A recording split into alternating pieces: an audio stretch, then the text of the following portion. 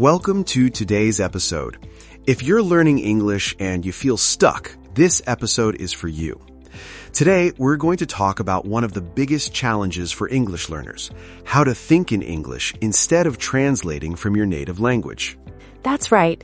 This is a problem many learners don't even realize they have.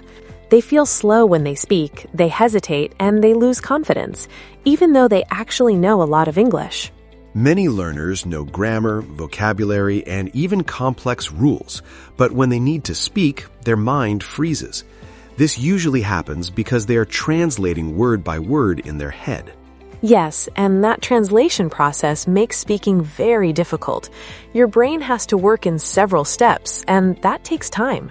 Real conversations move fast, and you don't have time to translate everything. Exactly. When you translate, your brain follows 3 steps. First, you think in your native language. Second, you translate that thought into English. And third, you speak. And that's the key problem. While you're doing all those steps, the conversation continues.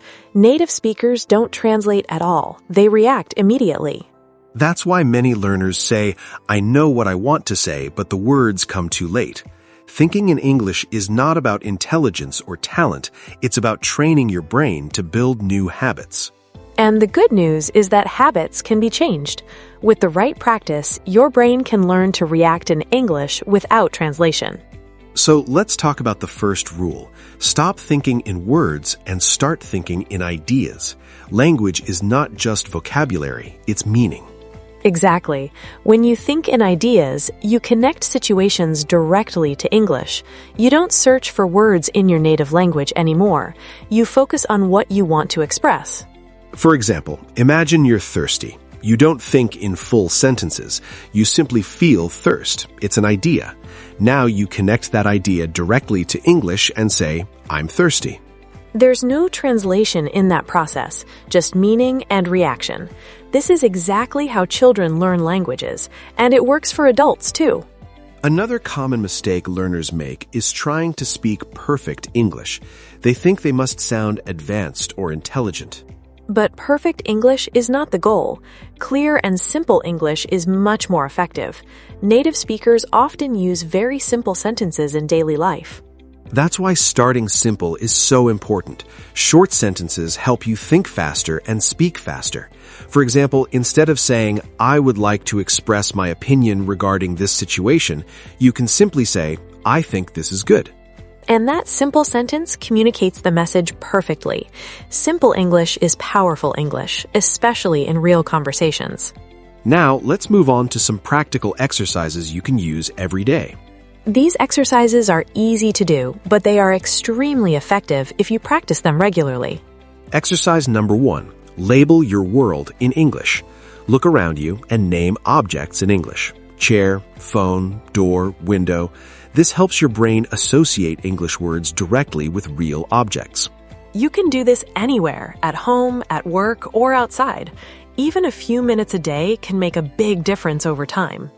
Exercise number 2, talk to yourself in English. Describe what you're doing in simple sentences, like, "I'm making coffee," or "I'm opening my laptop." This may feel strange at first, but it's very powerful. There's no pressure, no fear of mistakes, and no one to judge you. It's just you training your brain. Exercise number 3, predict simple sentences. Before you answer someone, pause for a moment and think in English, "What will I say?" This small pause trains your brain to prepare English sentences faster. Over time, your reactions become more natural and automatic. Now, let's talk about mistakes, because this is something many learners fear.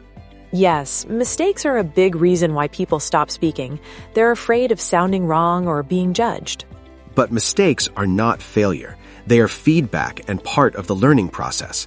If you wait to be perfect, you'll never speak. Native speakers make mistakes too. The difference is that they don't stop talking. They focus on communication, not perfection. Confidence doesn't come from perfect grammar. It comes from taking action and speaking regularly. And the more you speak, the more confident you become.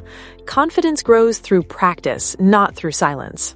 So remember this. Stop translating. Think directly in English. Think in ideas, not words. Use simple English and practice every day. Your brain can learn to think in English. You just need patience, consistency, and daily practice. Thanks for listening. We hope this episode helped you and gave you practical tools you can use today. And see you in the next episode.